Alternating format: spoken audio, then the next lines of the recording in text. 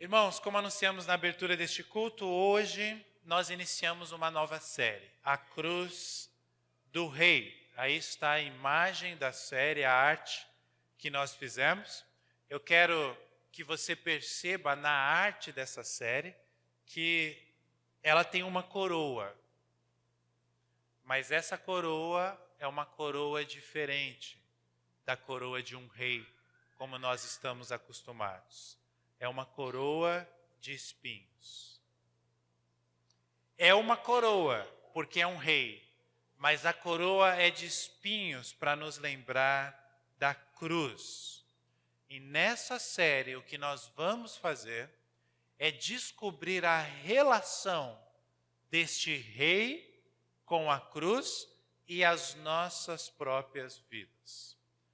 O Evangelho de Marcos foi escolhido por um motivo muito simples. O Evangelho de Marcos, você consegue dividir ele essencialmente em duas partes. Marcos, quando escreveu o Evangelho, parece que ele tinha isso em mente. Ele tinha duas coisas em mente. Eu vou anunciar o rei é Jesus. E eu vou contar a história da cruz, que esse rei se submeteu. Marcos é o evangelho primeiro.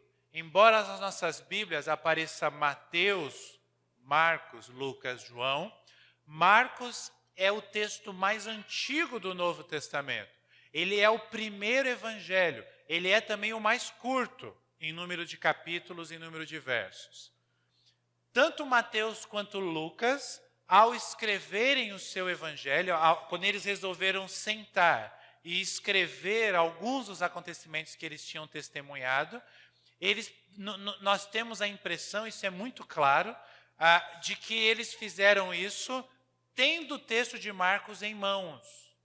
Então eles tinham o evangelho de Marcos, que foi escrito muitos anos antes de quando Mateus, Lucas e João escrevem os seus evangelhos, e eles olharam para o evangelho de Marcos e fizeram as suas observações. Então, algumas partes de Lucas, algumas partes de Mateus, principalmente esses dois, eles simplesmente deram um Ctrl+C, Ctrl+V, né? Eles copiaram e colaram o texto de Marcos. Em algumas outras partes, eles contaram a mesma história, só que sobre a ótica deles, porque eles estavam presentes. Daí a importância do Evangelho de Marcos para a história cristã. Então, como que vai acontecer a série? Como que a série será dividida a partir deste domingo? Foi exatamente o que eu coloquei no vídeo divulgado ontem à noite pelas redes sociais, mas como eu sei que nem todo mundo tem acesso, vai aparecer aqui essa explicação. Olá, tudo bem? Meu nome é Marcelo, talvez você já me conheça, eu sou pastor presbiteriano aqui em Santa Bárbara do Oeste. Eu estou aqui nesse vídeo para te fazer um convite. Nesse próximo domingo nós vamos iniciar uma nova série. O nome dessa série é A Cruz do Rei, como aparece aqui atrás de mim. É uma série baseada no Evangelho de Marcos, então nós vamos estudar o Evangelho de Marcos quase verso por verso, eu diria os principais eventos do Evangelho de Marcos. O título dessa série é baseado num livro famoso de um querido pastor, reverendo Tim Keller, pastor presbiteriano lá em Nova York. Este livro que dá o nome da nossa série, o título da nossa série também, tem edificado muitas vidas. Então, como você pode ver aqui nesse convite, é uma série de exposições no Evangelho de Marcos baseadas também na obra de Tim Keller. Como vão ocorrer os nossos encontros? Aparece aqui para você. Estarão sempre nos nossos cultos, às 10 horas da manhã do domingo. E também a mesma série terá continuidade nos discipulados nos lares, que ocorre todas as quartas-feiras, às 20 horas, na casa dos membros da igreja. Então, o meu convite para você é você conhecer um pouquinho mais a respeito deste rei que é Jesus e a respeito do significado da sua cruz. O convite está feito. Eu estou em oração pela sua vida, pela vida da sua família e teremos uma alegria em recebê-los aqui. A Igreja Presbiteriana do Jardim América, ela está no bairro do Jardim América, daí o seu nome, na rua Camilo Augusto de Campos, número 105.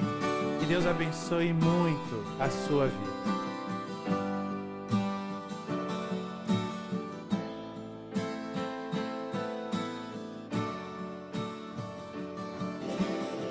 A série é baseada no Evangelho de Marcos. Nós vamos abrir exatamente no capítulo 1, verso 1, e vamos ler os primeiros 4 versos que diz assim, na Nova Versão Transformadora. Este é o princípio das boas novas a respeito de Jesus Cristo, o Filho de Deus. Iniciou-se como o profeta Isaías escreveu: envio o meu mensageiro adiante de ti, e ele preparará teu caminho. Ele é uma voz que clama no deserto. Preparem o caminho para a vinda do Senhor. Abram a estrada para ele. Esse mensageiro era João Batista. Ele apareceu no deserto pregando o batismo como sinal de arrependimento para o perdão dos pecados. Até aqui nós vamos seguir no Evangelho de Marcos ainda hoje, mas nesse primeiro ato eu quero parar aqui no verso de número 4. E quero chamar a sua atenção pelo seguinte: Marcos está escrevendo o Evangelho e é a sua primeira frase. E na sua primeira frase, Marcos já diz a que veio. Ele é extremamente objetivo. Ele não é redundante, ele não é prolixo. Ele fala, olha, eu vou contar para vocês uma história, uma excelente notícia. Em algumas Bíblias a palavra boas novas que apareceu aí, diz simplesmente, este é o princípio do Evangelho. É o Evangelho, e aí ele diz, de Jesus. E ele fala, esse Jesus é o Cristo. Como eu tenho dito recentemente em alguns encontros de discipulado, Cristo não é sobrenome de Jesus. Talvez a maioria de vocês saibam, mas sempre é bom lembrar. Cristo, o que Marcos tinha em mente, ele poderia ter dito, olha, este é o princípio das boas novas a respeito de Jesus de Nazaré, a respeito de Jesus. Não, ele fala a respeito de Jesus Cristo. Ele é o Cristo. E mais, ele fala, ele é o Filho de Deus. Christos, no grego, significa uma figura real ungida. Normalmente nós associamos com o Messias prometido. Ele está anunciando, ele está dizendo, olha, aquele que era prometido, aquele que os profetas chamavam de Messias, esse chegou. Mas não apenas o significado de Messias. A palavra Christos poderia ser usada naquele tempo para qualquer figura real, uma realeza, que tivesse, por ser um rei, por ser uma rainha, que tivesse sido ungido. Esse era o Christos para a língua grega.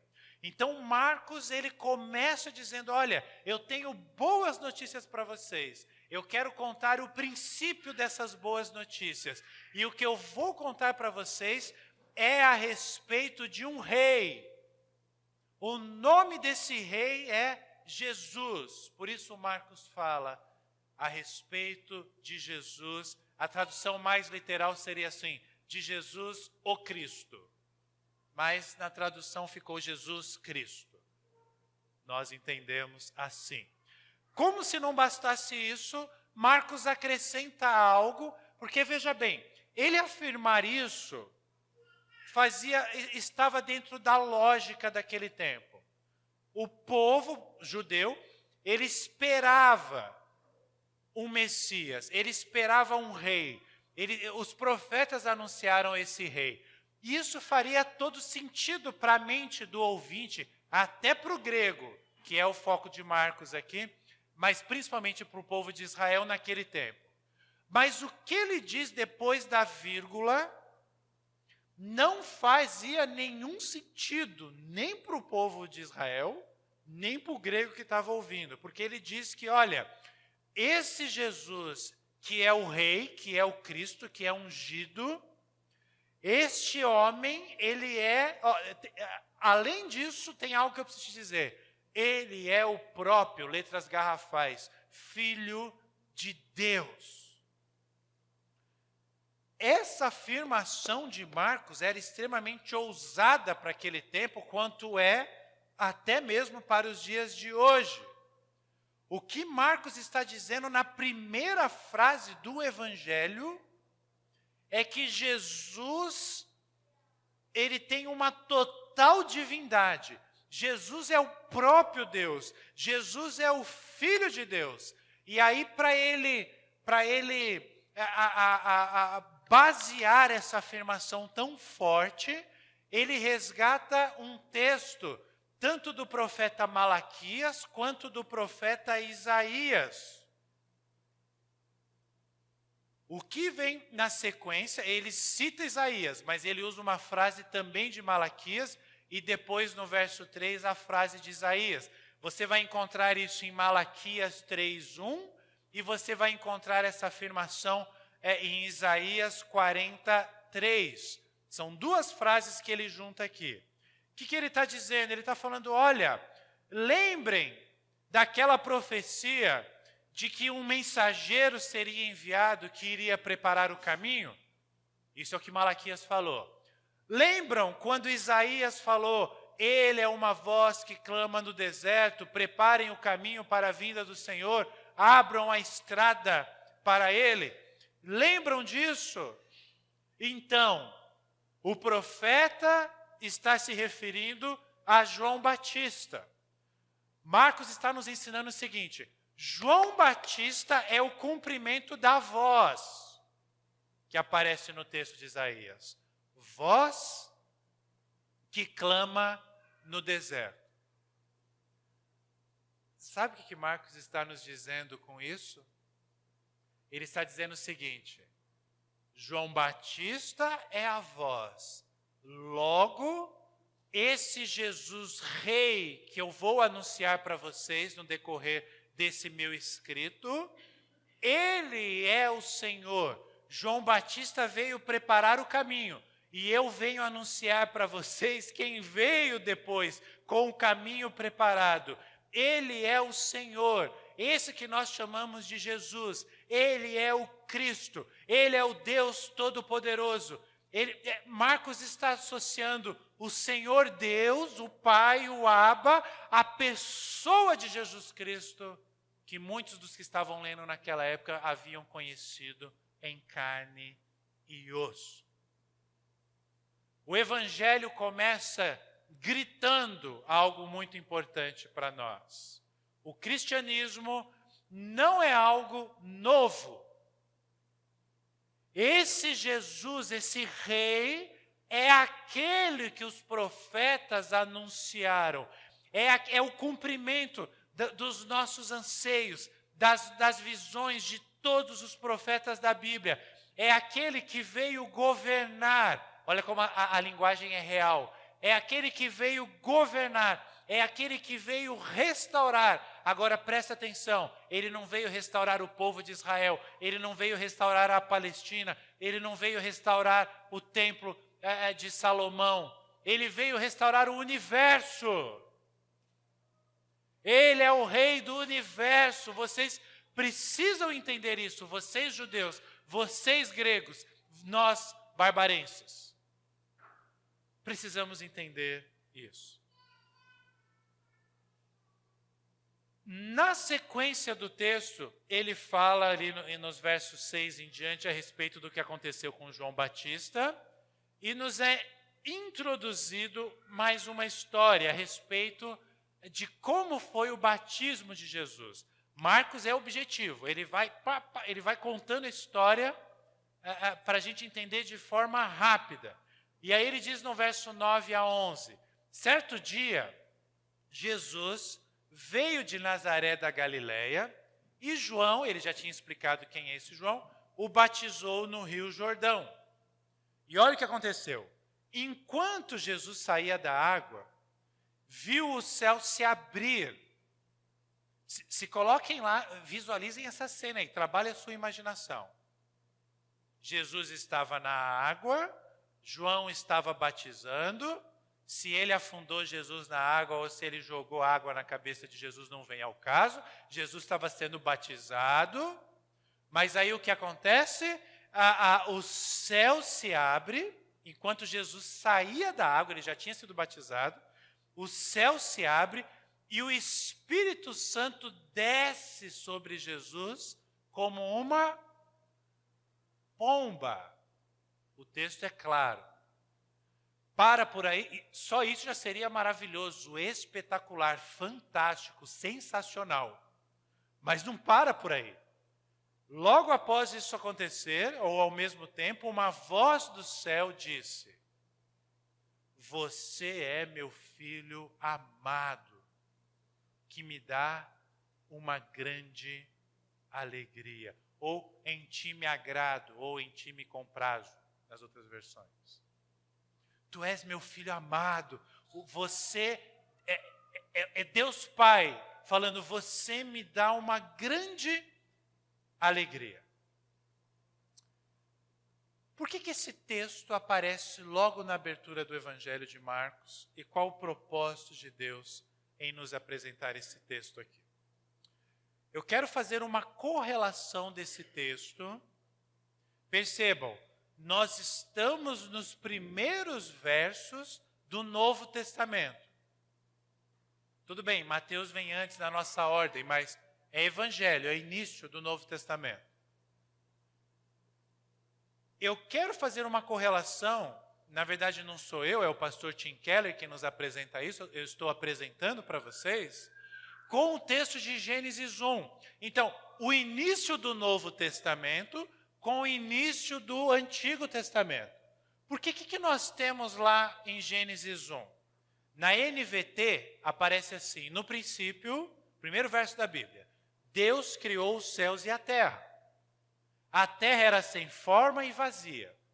A escuridão, não havia corpos celestes, sol, não havia luz. A escuridão cobria as águas profundas. Agora, presta atenção. E o Espírito de Deus, o mesmo Espírito que desceu como pomba no texto que nós acabamos de ler, o Espírito de Deus na criação, ele se movia sobre a superfície das águas. Então, Deus disse, haja luz. É assim que começa a Bíblia. Na versão Almeida atualizada, a terra, porém, estava sem forma e vazia, havia trevas sobre a face do abismo, e o Espírito de Deus, aí vem essa expressão, pairava por sobre as águas. Se movia, pairava por sobre as águas. Sabe o que esse texto aqui significa? Literalmente, a palavra usada aqui como pairava, na versão Almeida, ela poderia ser traduzida na linguagem hebraica, que foi escrita, como bater as asas. O Espírito Santo sobrevoava a face das águas no início de tudo. Existe uma versão bíblica muito antiga que ela chama Targum. Alguns falam no plural, os Targums. Esta versão bíblica do Antigo Testamento é uma versão escrita pelos escribas na língua aramaica. Então, alguns trechos do Antigo Testamento estão no aramaico. O que eles fizeram? Eles pegaram o texto em hebraico todinho e eles traduziram o texto todinho para o aramaico. Esses tradutores, quando fizeram isso, eles tiveram a ideia de explicar esse texto no aramaico. E esse texto, nos Targums, ele aparece assim: a terra era sem forma e vazia, e havia trevas sobre a face do abismo. E o Espírito de Deus pairava sobre a face das águas como uma pomba.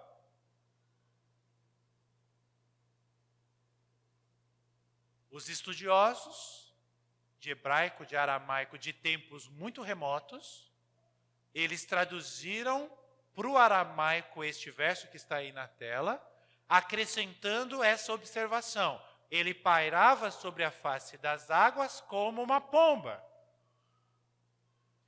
Vocês já entenderam, porque vocês são inteligentes, aonde eu quero chegar? O que Marcos está nos mostrando no texto, pode mostrar, no texto que nós acabamos de ler, de Marcos 9, o texto que descreve o batismo de Jesus, é que no batismo de Jesus nós temos o Pai, o Filho e o Espírito Santo. O Pai é a voz. O Filho está sendo batizado. O Espírito paira sobre Jesus como uma pomba. Marcos está no início do Evangelho nos remetendo ao início de tudo. Porque lá em Gênesis, o Pai está falando, o Pai está ordenando, haja luz. Agora o Pai faz isso pela palavra. E quem João 1:1 diz que é a palavra, o Logos? Quem? Jesus. E quem está lá na criação? O Pai, o Filho e o Espírito Santo. O Espírito Santo está sobrevoando como uma pomba as faces da água. O Pai está com a sua voz, e com a sua voz ele anuncia a palavra, quando, por exemplo, ele fala, haja luz. E aí o Novo Testamento vem e nos diz, Jesus Cristo é o Logos, Jesus Cristo é a palavra. Ele estava desde o início de todas as coisas. Evangelho de João, 1º capítulo. No princípio era o Logos. Ele estava presente. Agora, aqui surge uma pergunta. Por quê? Por que essa correlação da Trindade na criação e da Trindade no início das boas novas do Rei Jesus? Por quê? Por um motivo muito simples, meus amados irmãos. Assim como a criação do mundo em Gênesis 1 foi um projeto do Deus triuno, a salvação que começa a ser anunciada nos evangelhos, a salvação que é a restauração de todas as coisas, também é um projeto de um Deus triuno. Ele planejou a criação. Nós estragamos tudo. Ele planejou a redenção.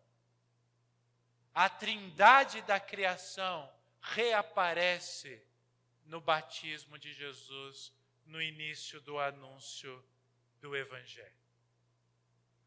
Por que é importante a criação e a redenção? Por que é importante a Bíblia nos ensinar que a Trindade faz parte desses dois momentos vitais da história de tudo que existe no universo? Olha que interessante. Quando Jesus saiu da água, o Pai o envolveu. O Pai cobriu Jesus com palavras de amor. Tu és meu filho amado, em ti eu me agrado, ou você me dá grande alegria. Nesse mesmo instante, o Espírito reveste Jesus de poder.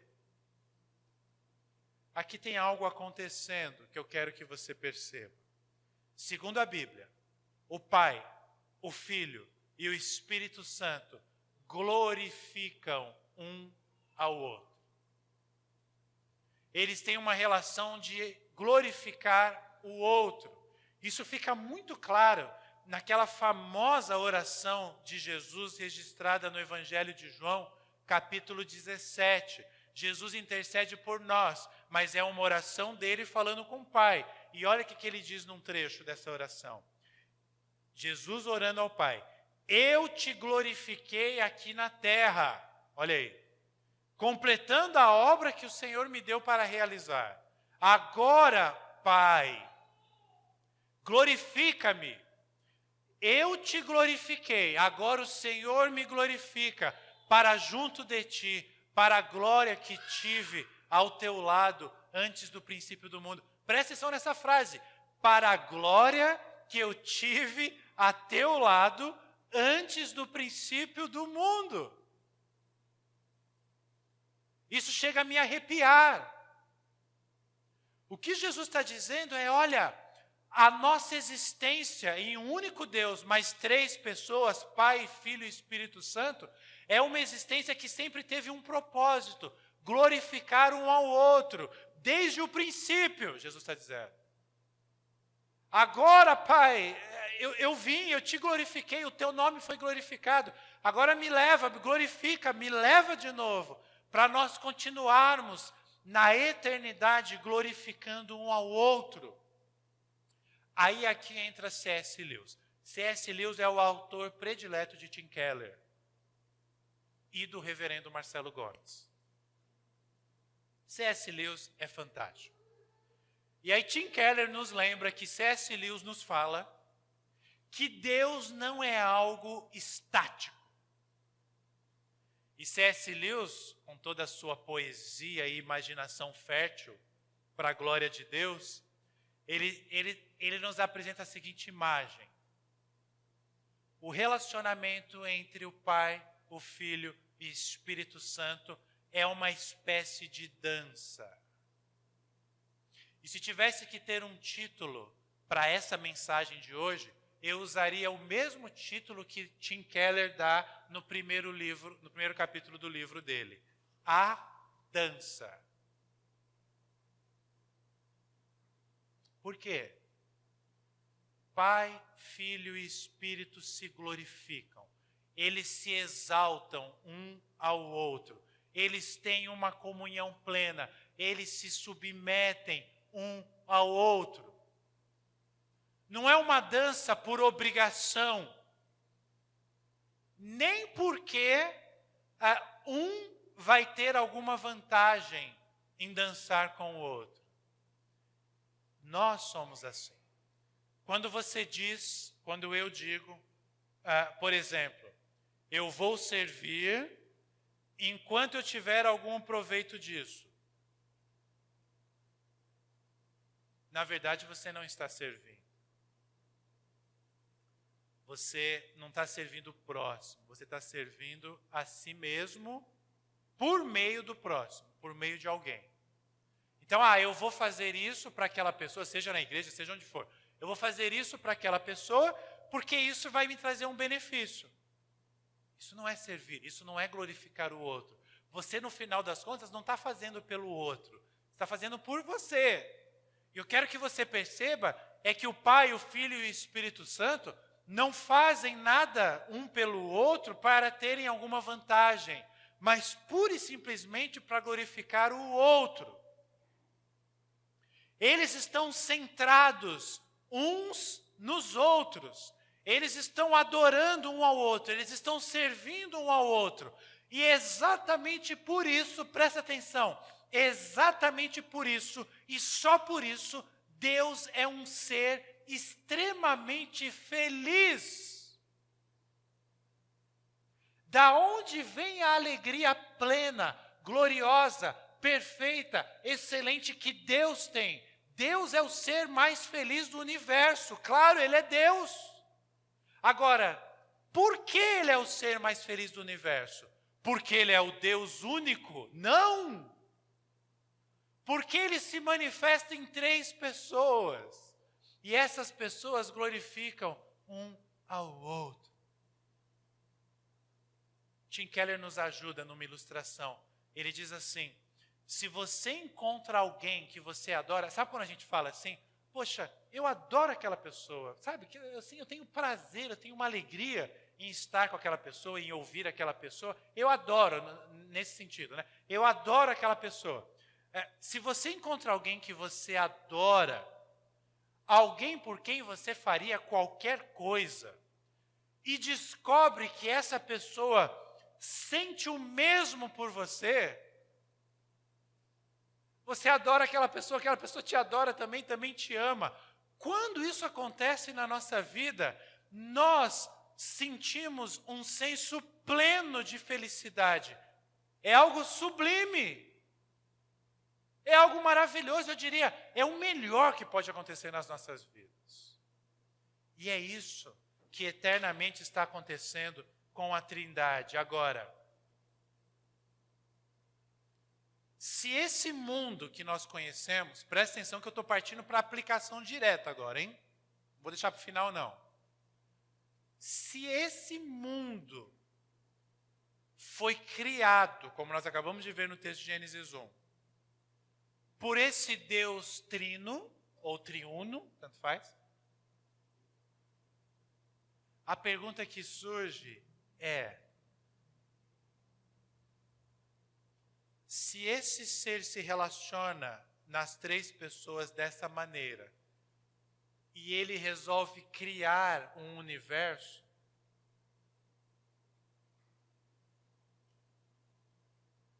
o que essa verdade é importante para as nossas vidas, para o nosso dia a dia?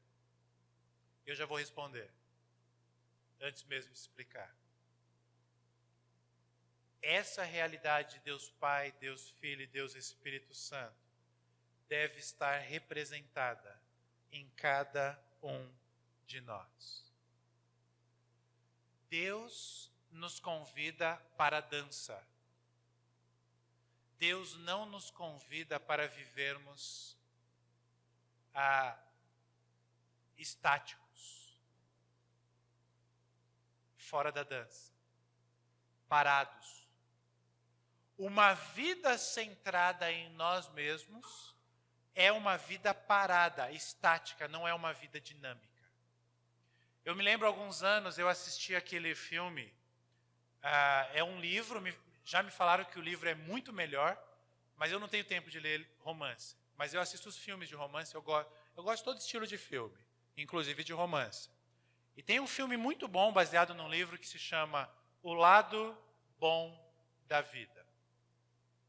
Só para eu ter uma noção, quantos aqui já assistiram esse filme? Levanta a mão. O Lado Bom da Vida. Poucos, então não vou contar o final. Esse filme tem dois personagens, dois atores, melhor dizendo, que fazem os personagens principais, que são dois dos melhores atores da nova geração de Hollywood. A Jennifer Lawrence, espetacular como atriz, e o Bradley Cooper. Os dois galãs, né? Ele galã, ela também, mas independente da estética dos dois, os dois são muito competentes como atores. E conta a história de ele e ela, pessoas com problemas sérios emocionais, clínicos até. Ele com problemas sérios porque não soube lidar com o casamento e a sua doença foi agravando, sua doença mental foi agravando, tanto que ele perdeu o casamento. E a crise dele é que ele acha que ele consegue resgatar o casamento dele porque ele ama a esposa. Mas a esposa o abandonou porque ele pisou muito na bola no tratamento que ele deveria fazer para ter uma vida normal. Ela, uma menina também com problemas, sérios problemas emocionais, que manifesta a sua loucura entregando o seu corpo para diversos homens terem relações com ela. Olha o quadro. O filme não mostra essas coisas. O filme mostra o encontro deles. E como começa essa relação. E o que eu quero dizer é que ambos, o que fica marcante no filme, é que eles se reencontram consigo mesmos. Eles se reencontram com a vida, eles se encontram com a alegria, eles se reencontram com a saúde através da dança. No início ele não aceita, mas ela insiste um pouquinho, e aí ela se descobre com ele se descobre com ela, e o final do filme é fantástico, é um concurso de dança.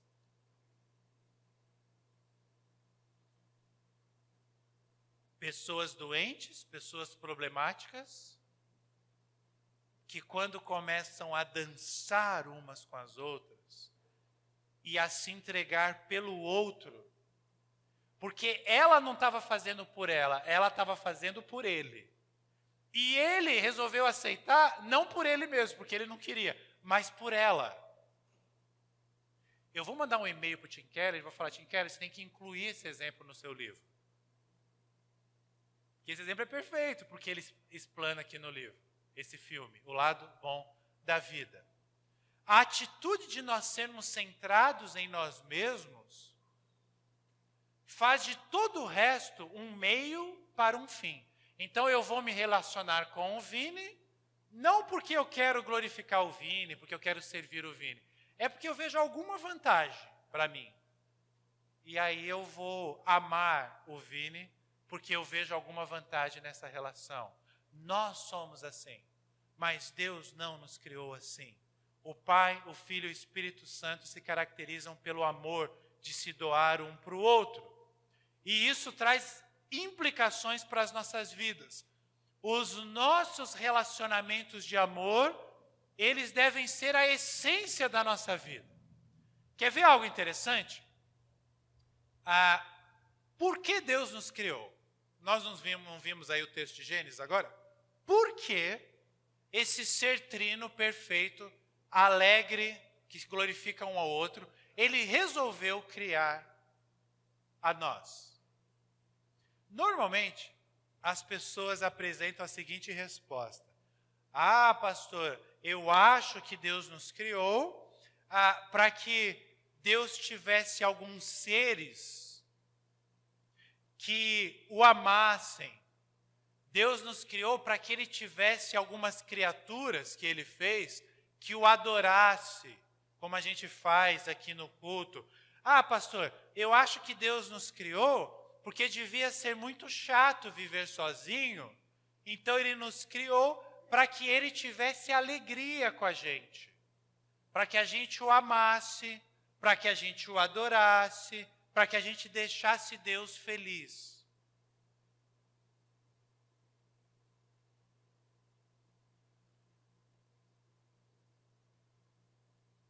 Às vezes você ouve coisa assim de púlpito.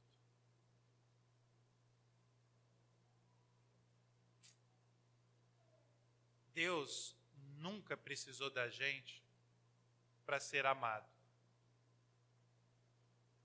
Ele nunca esteve sozinho.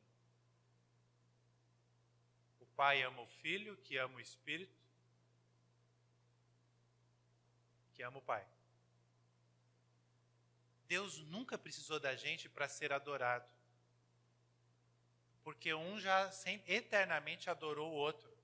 Vocês viram Jesus orando? Está na tela ainda. Jesus orando, olha aí. Ele não precisava. E para ser feliz, muito menos. Eles eram felizes eternamente. São as três pessoas da Trindade. Tá, pastor, mas está muito filosófico esse papo. Por que o senhor está tocando nesse assunto? Pelo seguinte. Se Deus não nos criou porque Ele precisava ser adorado, ser amado e ser alegre, se Ele já estava bem resolvido nisso, continua a pergunta: por que Ele nos criou? E aí Tim Keller nos ajuda com uma resposta. Ele deve ter nos criado não para receber alegria, porque Ele não precisa receber a alegria de nós. Mas Ele deve ter nos criado para dar alegria. Pai, Filho e Espírito Santo não davam alegria um para o outro? Vamos criar seres especiais e vamos dar a eles a capacidade. Vamos dar, olha a doação de Deus. Eu crio, eu dou. A capacidade deles experimentarem, olha o amor, experimentarem o que nós, as três pessoas, também experimentamos. Para eles glorificarem um ao outro, para eles servirem um ao outro, para eles serem felizes, para eles adorarem um ao outro, para eles amarem um ao outro.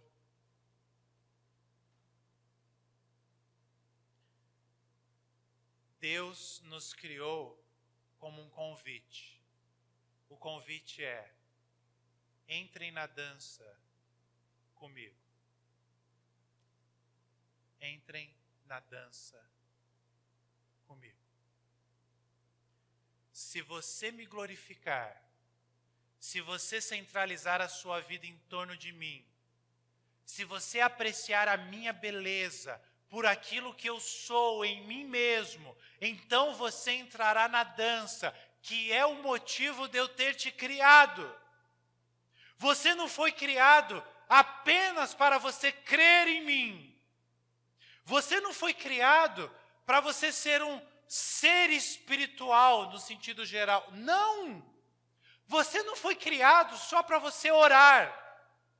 Você não foi criado para você encontrar um pouco de inspiração em mim nos momentos difíceis da sua vida. Não!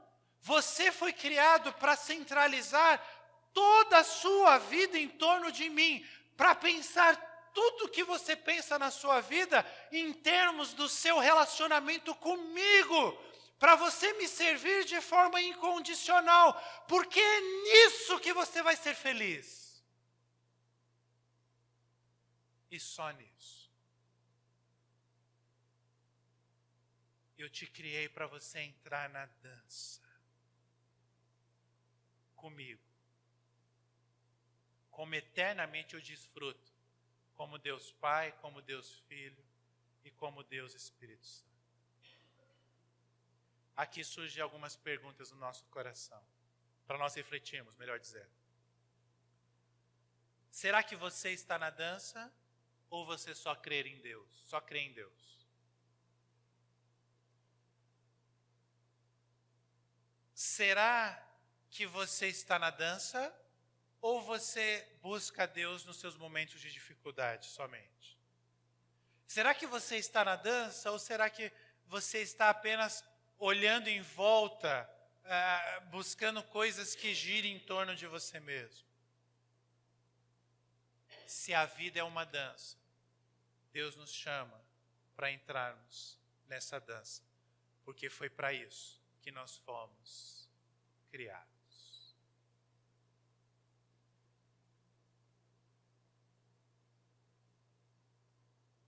Mas isso não significa que a dança não tem algumas lutas. E olha como que eu quero terminar essa reflexão com vocês. A continuação do Evangelho de Marcos, ainda no capítulo 1, agora verso 12, melhor dizendo. Diz assim, em seguida, o Espírito... presta atenção, esse em seguida é em seguida do que nós acabamos de ler, o batismo de Jesus. Logo em seguida, imediatamente, está em algumas versões, imediatamente, o Espírito conduziu Jesus ao deserto. O que aconteceu no deserto? Onde ele foi tentado por Satanás durante 40 dias. Ele estava entre animais selvagens e anjos o serviam. Esse é o relato de Marcos. Marcos só fala isso sobre o deserto. Quem nos dá detalhes do que aconteceu é Mateus. Marcos só fala isso. Mas só do que ele fala aqui já é muito importante. Nós somos convidados para uma dança, mas nós vamos ter que dançar no meio de uma batalha. Só dá para encarar essa batalha se você estiver na dança. Nós vimos o texto de Gênesis. O Espírito paira sobre as faces das águas. Deus fala e o mundo é criado. A humanidade é criada. A história é iniciada. E qual a próxima coisa que acontece lá em Gênesis? Depois que tudo é criado, o que acontece? Podem falar. Desobediência. O pecado entra no mundo. E quem é que está ali articulosamente envolvendo a decisão pecaminosa de Adão e de Eva? Um ser, lá identificado como serpente, mas nós sabemos que era o próprio Satanás. Joia? Nós não correlacionamos o batismo de Jesus com Gênesis 1. O que acontece depois do batismo de Jesus? Imediatamente Satanás aparece. O que acontece aqui em Gênesis depois da criação? Imediatamente Satanás aparece. E preste atenção numa coisa que eu vou falar agora e jamais esqueça no resto da sua existência. Se Deus está nos convidando para uma dança, Satanás vai gastar o seu tempo para nos tirar dessa dança durante toda a nossa existência. Ele não quer que a gente dance na presença do Espírito, na presença de Deus.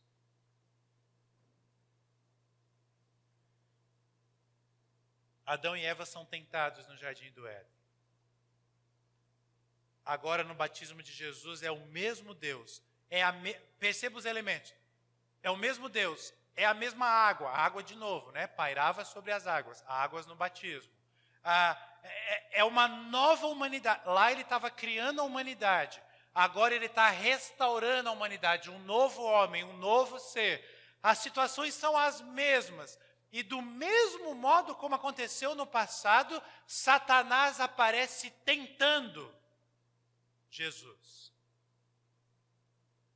Tudo igual. Qual a diferença? Adão e Eva sucumbem. Jesus não sucumbe. Por isso Romanos 5 diz que ele é o novo Adão. Por isso essa relação de Gênesis 1, 2 e 3 e o Evangelho. O deserto para Jesus foi um campo de batalha. Eu quero que vocês percebam algo também, só um parênteses rapidinho. Satanás é real. Pastor, eu não acredito nesse negócio de diabo, não, Satanás, demônio. Pastor, isso é besteira, né? Não tem problema você não acreditar. Eles existem mesmo assim. Se você acredita num Deus triuno, de amor, todo-poderoso, você tem que acreditar em Satanás, porque é esse Deus triuno, todo-poderoso, que nos revela que há uma realidade do mal. Não é um mito. Existem seres sobrenaturais. A Bíblia diz que existem no mundo forças do mal. Essas forças são bem reais. Elas são complexas, a gente não entende. Elas são inteligentes e elas têm um propósito, te tirar da dança. Aconteceu com Adão no jardim do Éden. Aconteceu com Jesus no deserto. E olha que interessante, eu estou acabando mesmo, tá?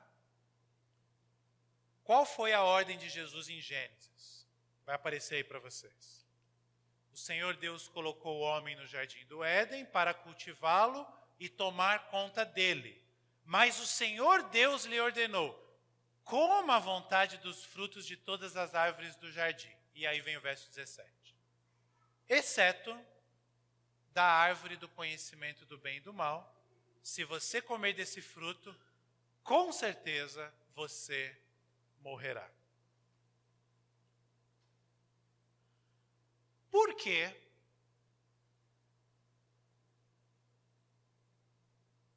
Adão e Eva foram tentados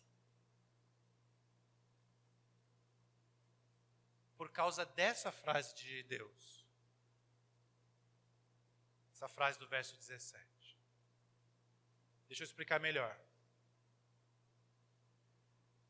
Deus nos criou para nós nos gloriarmos nele durante a vida inteira. Joia. Quando este Deus que nos criou para nos gloriarmos nele, ele faz uma afirmação como essa do verso 17, não coma desse fruto, porque se você comer, certamente você vai morrer. Qual é a nossa primeira reação? Qual é a primeira pergunta que a gente faz diante dessa afirmação de Deus? Vamos ver se alguém acerta. Por quê? É óbvio. Se ele nos criou para nós experimentarmos alegria, prazer, servir um ao outro, glorificar a Deus, buscar nele. De repente ele solta essa afirmação. Imediatamente Adão e Eva e nós perguntamos, por quê? E aí é que entra a tentação. Deus não responde o porquê. Ele fala, você vai morrer, mas ele não explica o porquê. Eu quero que você entenda o seguinte. Se você obedecer a Deus, porque você entende o que Deus está fazendo, fala assim, eu obedeço a Deus se eu entender o que Deus está fazendo e qual o benefício que isso vai me trazer. Se você obedecer a Deus assim, você na verdade não entrou na dança. Você ficou parado. Você fala, eu não vou entrar na dança. Eu não confio em você, eu não vou dançar com você. Agora, se você me explicar por que isso aqui está acontecendo, aí tudo bem, aí eu penso, não é isso que Deus quer. É como se a gente é como se fosse mais ou menos assim, certo? Agora faz sentido, Deus. Eu entendo por que eu tenho que te obedecer, eu entendi por que eu não posso comer daquele fruto. Agora sim, eu te obedeço. Agora sim, está tudo evidente. Se as coisas fossem assim na nossa vida, Deus seria um meio para um fim nosso. Eu tenho a perspectiva de algo bom, mas ele me fala que não pode. Aí eu falo para ele, então o senhor me explica por que não pode. Aí ele me explica, não pode por causa disso, disso, disso. Aí eu falo para ele, não, mas o senhor só me falou o que vai acontecer, eu quero entender o motivo. E aí ele fala, isso eu não vou te explicar. E aí você fala para ele, então muito obrigado, eu não confio mais em você. E você segue a sua vida.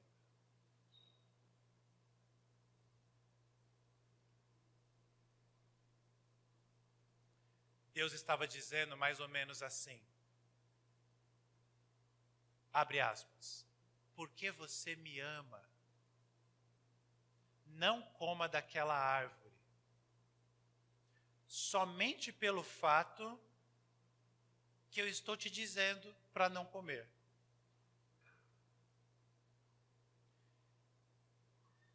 Esteja em relacionamento comigo, obedeça-me a respeito da árvore e você vai viver. É isso.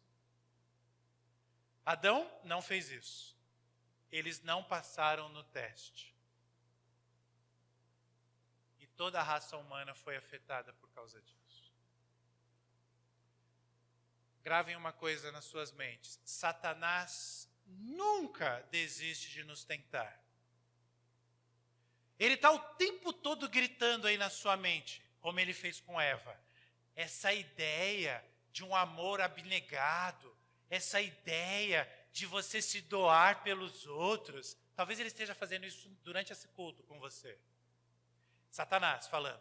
Essa ideia na qual você tem que se tornar vulnerável. Como a gente cantou, você tem que ser fraco, não tem que ser forte. Essa ideia do mundo não girar em torno de você, mas de girar a sua vida girar em torno dos outros, isso nunca vai funcionar. Ele fez isso com Eva, com Adão, no Éden. Ele fez isso com Jesus no deserto. Ele faz isso com Marcelo, todo dia. Eu e você.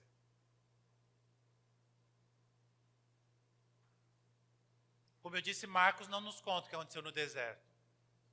Mas a gente tem o texto de Mateus, que nos conta o que aconteceu. E eu não vou abrir aqui, que nós já estamos na conclusão, mas só para você lembrar o que aconteceu no deserto, Satanás tentou Jesus fazendo... Qual era a proposta de Satanás? Sai dessa dança com o Pai e com o Espírito Santo. Eu te ofereço o universo inteiro. Mas sai dessa dança, isso aí não vai dar em nada. Esse relacionamento de amor entre vocês não vale a pena. É isso. A base das 3 tentações que Jesus sofreu era essa. E Satanás continuou tentando Jesus depois do deserto. E o clímax da tentação acontece num jardim. Olha que interessante. Gênesis, tentação, jardim do Éden. O clímax da tentação, jardim do Getsemane. Jesus suando sangue. Jesus podendo, pelo seu poder, não se entregar por nós. O momento mais difícil da vida de Jesus. Mas ele não sucumbe à tentação. Então, gente, no início dessa nossa série, eu quero que você leve para casa o seguinte: a gente vai continuar essa série na próxima quarta-feira, às 20 horas, lá na Casa Pastoral. Mas eu quero que você perceba já o seguinte no início dessa série. Às vezes a gente fala assim, que tolos que são esse Adão e Eva. Eu no lugar deles não teria sucumbido. Teria sim. Porque nós ainda ostentamos a mentira de Satanás no nosso coração. Isso não vai funcionar. Esse relacionamento de amor, servir aos outros, isso não vai funcionar. E aí nós temos medo de confiar em Deus. A palavra é essa mesmo. Nós temos medo de confiar em Deus. Nós temos medo de confiar uns nos outros. E por isso, nós ficamos paralisados. Nós não entramos na dança. E é exatamente isso que Satanás quer. Que você fique paralisado. Mas Deus não nos deixa indefesos. Ele disse a Jesus, obedeça-me a respeito da árvore. Presta atenção. Eu sei que a gente está acabando, eu sei que está cansativo, mas presta atenção só nisso. Deus, o mesmo que ele falou para Adão e Eva, ele falou para Jesus. Jesus, você deve me obedecer a respeito da árvore. Só que essa árvore estava no formato de cruz. E Jesus obedeceu. Olha que interessante. Para Adão e Eva, eles falam assim, não coma desse fruto, senão do fruto dessa árvore, senão vocês morrerão. Para Jesus, Deus fala o seguinte, o Pai fala o seguinte, você vai para essa árvore e você vai morrer.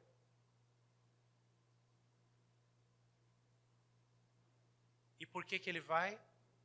E por que ele aceita? E por que ele morre? A fim de trazer para mim e para você a realidade de uma dança. A fim de nos inserir na dança do Pai, do Filho e do Espírito. A fim de aquilo que ele, Jesus, tem desfrutado por toda a eternidade. Uma alegria plena, uma comunhão plena. Ele vai para a cruz para oferecer isso a nós. Ele fala, eu vou sofrer muito, vai ser terrível, mas eu vou porque eles têm que experimentar isso que eu, Pai e Espírito Santo também experimento. Então, essa semana, esse mês, esse ano, quando você se encontrar tentado, quando você se encontrar ferido, quando você se encontrar fraco, que você ouça das profundezas do seu ser as mesmas palavras de Jesus ecoando, você é meu filho amado, que me dá grande alegria. Isso que o Pai falou para Jesus, é o que Jesus, o que o Pai e o que o Espírito Santo está falando para nós todos os dias. Marcelo, siga em frente, você é meu filho amado. Seu Eurípides, você me dá grande alegria. Lúcia, siga em frente, você é minha filha amada. Igreja Presbiteriana do Jardim América, vocês são meus filhos amados, vocês me dão grande alegria. Não sucumba às tentações de Satanás. Amém? Esse é o início da nossa série, que nós vamos continuar na próxima quarta, no próximo domingo, nas próximas semanas. Se você comprar o livro de Tim Keller, que é o título da nossa série, né, A Cruz de Cristo, você também vai se interagir de forma mais profunda com esses temas que nós estamos abordando aqui.